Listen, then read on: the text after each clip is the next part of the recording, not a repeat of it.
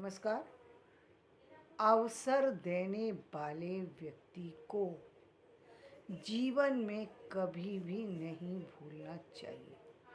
यानी जीवन में जिस व्यक्ति ने आपको आगे बढ़ने का अवसर दिया, वो आपके लिए सबसे बड़ा जो है वो वरदान के रूप में आया, ईश्वर बन कर के आपके सामने आया। ये बात अलग है कि आपने उसका उसका फ़ायदा उठाया या नहीं उठाया, लेकिन जिसने भी आपको अवसर दिया, पहले तो उस अवसर को न जाने दें। यदि कोई अवसर दे रहा है आपको, तो और अवसर भी आपकी आप जो चाहते हैं उसके अनुरूप है और आप उस पर चल भी दिए, तो कभी भी उस व्यक्ति को भूलना मत, क्योंकि उसकी वजह से आप जीवन में आगे बढ़े हैं। ये भूलना मत, क्योंकि पहली सीढ़ी, यदि पहला कदम आपका सही रख जाएगा तो वो आपको बहुत दूरी तक लेकर के जाएगी। यहीं से आपके जीवन की शुरुआत होगी। आपके यदि आपके जीवन में एक अच्छा अवसर मिल जाए, वो ज़िंदगी को बदल देता है, ज़िंदगी के विचारों को बदल देता है, ज़िंदगी के को सही रास्ते पर ले जाता है। ये अवसर आपको जो है कहीं इंटरव्यू के दौरान मिल सकता है, ये अवसर आपको शिक्षा के दौरान मिल सकता है, ये अवसर आपको किसी दोस्त के माध्यम से मिल सकता है, ये अवसर किसी और माध्यम से मिल सकता है जहाँ आपने कभी सोचा भी नहीं, लेकिन व्यक्ति ने कोई ऐसा सजेशन दे दिया, कोई ऐसी बात कह दी जिसने कि आपकी तकदीर ही बदल दी, तकदीर ही बदल दी। एक अच्छी बात जीवन बदल सकती है, क्योंकि व्यक्ति के मन पर चीज़ों का प्रभाव पड़ता है। यदि आपके मन पर अच्छी बात का प्रभाव पड़ेगा तो आपका मन अच्छी तरफ सक्रिय हो जाएगा और आपका मन उसी दिशा में चल देगा जिस दिशा में उसमें ठहराव आया। तो यदि आपको अच्छा अवसर मिल गया तो ये बड़े भाग्य से मिलता है, बहुत भाग्य से मिलता है कि आपको किसी की कोई सही बात समझ में आ गई और आप उस पर चल दिए और आप सफल भी हो गए। तो उस व्यक्ति को ईश्वर से कम मत आंकना, क्योंकि कहते हैं ना कि सरस्वती जो है वो जिभ्या पर कभी कभी बैठती है, और जब बैठ जाती है तो वो सामने वाले को जगा जाती है। अब ये कभी कभी आपने देखा होगा कि कोई कभी कभी अवसर ऐसा नहीं होता, व्यक्ति सामने नहीं होता, लेकिन चीज़ें, उसके द्वारा दी हुई चीज़ें आपके जीवन को इतना प्रभावित करती हैं कि आप संपूर्ण रूप में बदल जाते हैं। यानी आप उसके कार्यों की वजह से इतना प्रभावित हो सकते हैं, यानी आपके जीवन में वो व्यक्ति नहीं है, उस व्यक्ति का कहीं आप उसके साथ चले नहीं हैं, लेकिन उसके बनाए हुए उसूल आपको इतने अधिक लाभप्रद हो सकते हैं कि आपके पैर जीवन में कभी भी न डगमगाए, या डगमगाए तो रुक जाए। इसलिए अच्छे अवसर, अच्छे गुरु, अच्छी बातों को व्यक्ति एक्सेप्ट भी कर लेता है और उन पर चल भी देता है, और वो उनमें उसके कारण से सफल हो भी जाता है, क्योंकि बहुत बार वो बात ईश्वर आपको बताने के ही लिए आया है, आपको ही जगाने के लिए आया है। और परीक्षा होती है उस चीज़ की।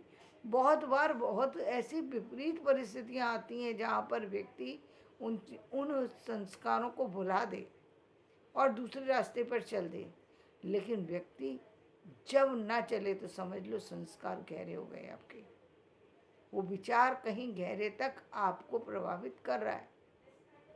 बहुत सारे लोगों को आपने देखा होगा कि जहाँ पर चीज़ें जो है वो बदलती नहीं है, चाहे कितना भी व्यक्ति को कष्ट उठाना पड़े। आप दशरथ के केस में देख सकते हैं, राजा दशरथ ने क्या किया।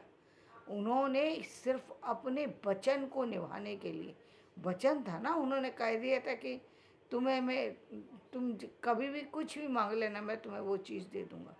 उस वचन के खातिर उनको अपनी जान देनी पड़ी, लेकिन वो अपने वचन से मना नहीं कर सके। तो ये एक एक ऐसी चीज़ थी जहाँ पर व्यक्ति के मन में उस इस चीज़ का प्रभाव था कि मेरी बात का कोई मतलब होता है, मैं ऐसे ही किसी चीज़ को नहीं कहता, यदि कह दिया तो फिर उसको निभाने के लिए चाहे प्राण चले जाएं, लेकिन उसको फिर व्यक्ति नहीं छोड़ता।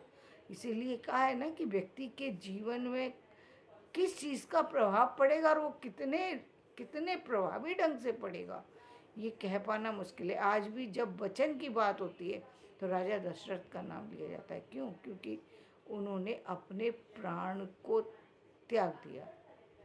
उनके उनसे वो चीज़ मांगी जा रही थी जो उनके लिए सबसे प्रिय थी। अरे वो पुत्र, जो पुत्र जिसको पाने के लिए उन्होंने हवन और यज्ञ सब करके उस पुत्र को पाया, और उसी पुत्र को उस समय उससे अलग किया जा रहा है, जब वो उसको राजगद्दी देना चाहते हैं। तब राजगद्दी तो छोड़ो, उस राजगद्दी की बात तो बहुत दूर की हो गई, उसको कहा जा रहा है कि उसको तुम वनवास के लिए भेज दो। ये तो असहनीय पीड़ा थी, असहनीय पीड़ा थी। तो भला दशरथ कैसे बच सकते थे, कैसे उनका जीवन चल सकता था। लेकिन उन्होंने वो इसीलिए उन्होंने उन्होंने कहा भी कि तुम दूसरा वरदान मांग लो, लेकिन कैकेयी को तो ना हटना था और ना ही राजा दशरथ को हटना था। और जब राम ने भी अपनी पूरी भूमिका निभाई, राम ने भी अपने पिता के वचन को पूरा करने के लिए कि उस उस जब मेरे पिता ने मेरे उस वचन को दिया है तो मैं भी उसको पूरा करूँगा। उस प्रण के कारण से इतना सब कुछ हुआ।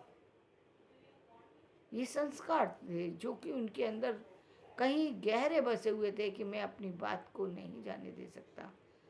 यदि तुमको अभी मैं बस इतना कह सकता हूँ कि यदि तुम चाहो तो तुम इसको बदल सकती हो, अपने वचन को, अपने जो वरदान है इसको कोई और रूप में तुम मांग सकती हो। लेकिन कैकेयी को तो वो अपने वचन से हटना ही नहीं था, क्योंकि वो भी एक परीक्षा थी और ये भी एक चीज़ थी।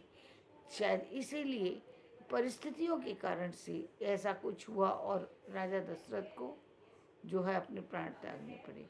तो खैर ये संस्कार है, ये एक अपने अपनी चीज़ों का प्रभाव जो है वो बहुत प्रभावी ढंग से पड़ता है। वो किस तरह से पड़ेगा, इसी तरीके से और अन्य चीज़ें होती हैं जो कि आपके जीवन में किसी खास रूप में आपके जीवन में आती हैं और आपके जीवन में हमेशा के लिए रुक जाती हैं। आपके अंदर कोई दृढ़ निश्चय हो सकता है, आपकी कर्मठ शक्ति हो सकती है, आपके जीवन की शैली हो सकती है जो कि इतनी प्रभावी हो कि उसके लिए चाहे जो कुछ करना पड़े, आप अपने जीवन के उसूलों से नहीं हटते। बहुत मायने रखते हैं आपके जीवन के उसूल, आपके, क्योंकि वही आपको आगे लेकर के जाते हैं। इसीलिए कहते हैं कि जीवन में अपने अपने पहले तो अपने अंदर संस्कार लाएं, और इस संस्कार के लिए एक बच्चे को जो है, जो हम कहते हैं कि विद्यालय कहते हैं, गुरुकुल कहते हैं, शिक्षा के मंदिर में कहते हैं, या स्कूल कहते हैं, आज हम क्यों भेजते हैं इसी शिक्षा को पाने के लिए, इन्हीं संस्कारों को पाने के लिए। यहीं से अवसर की शुरुआत होती है, यहीं से संस्कार डलते हैं जब व्यक्ति बदलना शुरू होता है। जब मैं कई बार कहती हूँ कि भाई जहाँ हम देखते हैं कि प्राइवेट स्कूल में क्यों बदल जाते हैं बच्चे के संस्कार, जल्दी क्यों बदल जाते हैं, बच्चा क्यों जल्दी बड़ी पोस्ट को हासिल कर लेता है, बड़ी चीज़ों को प्राप्त कर लेता है। आज भी हम देखते हैं बड़ी जगह से डिग्री हासिल करने वाला व्यक्ति, बड़ी जगह उसको माना जाता है जहाँ पर बहुत सारे बच्चे सक्सेसफुल होकर के निकले। उस जगह को हम एक बड़ी जगह कह सकते हैं, बड़ा मंदिर कह सकते हैं, बड़ा शिक्षालय कह सकते हैं, जहाँ से बहुत सारे बच्चे एक साथ बहुत सारे अवसरों का लाभ उठाते हैं। और बहुत बड़े बड़े अवसरों का लाभ उठाते हैं। उसका कारण क्या होता है? उसका कारण ये होता है, उस जगह का एटमॉस्फेयर इतना ज़्यादा पावरफुल हो चुका है कि वहाँ पर जो भी बच्चा आता है, पहले तो वहाँ पर पहुँचेगा ही नहीं सामान्य बच्चा। क्यों नहीं पहुँचेगा? क्योंकि बहुत बड़ा कंपटीशन हो जाता है। इतनी बड़ी जगह पहुँचने के लिए पहले आपको बहुत सारे कंपटीशन से गुजर कर के वहाँ पहुँचना है, पहली बात। दूसरी बात, आप जब वहाँ पहुँच गए तो वहाँ उस वातावरण में जहाँ सारे ही बच्चे सारे बच्चे जो हैं अपने आप में एक तरह से गए हीरे हैं। वहाँ एक भी बच्चा ऐसा नहीं है जो बच्चा कहीं से भी कमज़ोर है। कमज़ोर व्यक्ति पारिवारिक स्थितियों से नहीं होता। कमज़ोर होता है व्यक्ति अपने स्वभाव से, अपने व्यवहार से, अपनी शिक्षा से यदि कमज़ोर है, अपने रहन सहन के तरीके से कमज़ोर है, अब तो कमज़ोर है। यदि उसकी संस्कारों में परिवर्तन हो गया, यदि उसके विचारों में परिवर्तन हो गया, यदि उसकी बुद्धि में परिवर्तन हो गया, यदि उसको उसकी दृष्टि जो है वो उन चीज़ों पर चली गई जो कि संसार में दुर्लभ है, उन चीज़ों की तरफ यदि उसकी दृष्टि जा रही है, तो इसका मतलब उसका उसका उसकी प्रोग्रेस हो रही है, वो आगे की तरफ बढ़ रहा है, आगे की तरफ बढ़ रहा है। उसको उसके जीवन में अब वो चीज़ें आने वाली हैं जो चीज़ें इस संसार को, इस ब्रह्मांड को बदलने में सामर्थ्यवान होंगी। इसीलिए बहुत सारी जगह की वैल्यू बढ़ जाती है और इसीलिए उस जगह पर जाने वाला बच्चा करोड़ों की जॉब पाता है या करोड़ों के बिजनेस से खेलता है, करोड़ों की और खुद की उसकी अपनी जो वैल्यू होती है वो बहुत मायने रखती है।